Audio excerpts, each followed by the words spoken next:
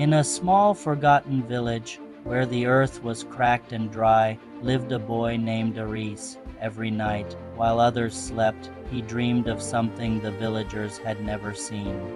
A garden full of colors.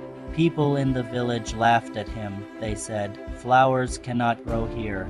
This land is cursed." But the boy held his dreams close to his heart.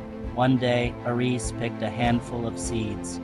Nobody knew where he found them. Some said he discovered them on a long walk near the hills. Others believed he had stolen them, but the truth was simpler. He had collected them over years, tiny hopes hidden in his pocket. When the villagers saw him planting seeds in the dead soil, they laughed even harder, a foolish child wasting his time. They mocked. Days turned into weeks. The soil was hard, and the sun burned his skin. Every morning, Aris carried water from a distant well, drop by drop, pouring it into the lifeless ground. There were times he wanted to stop. His hands were blistered, his body weak. Sometimes he even began to believe the villagers' maybe dreams really were useless. But every night, before sleep, he closed his eyes and saw the garden again. And that vision gave him strength to rise the next morning. One morning, after months of waiting, he saw something unusual. A small green sprout breaking through the cracked earth. He fell to his knees, tears filling his eyes. It was tiny, fragile, almost invisible. But it was alive.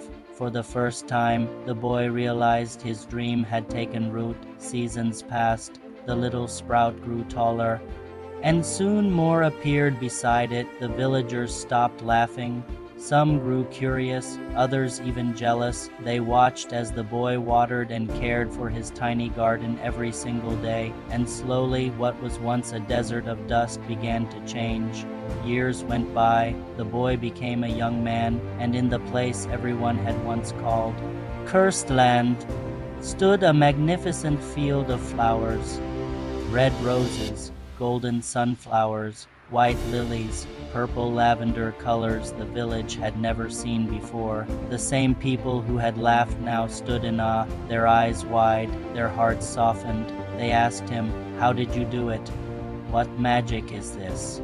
Aris simply smiled and said, "There is no magic, only patience and belief in a dream." And with those words, he handed seeds to the children of the village, inviting them to plant their own dreams. Dreams may take time. They may test your strength and patience, but if you plant them with hope and water them with consistency, one day they will grow into something the world cannot ignore.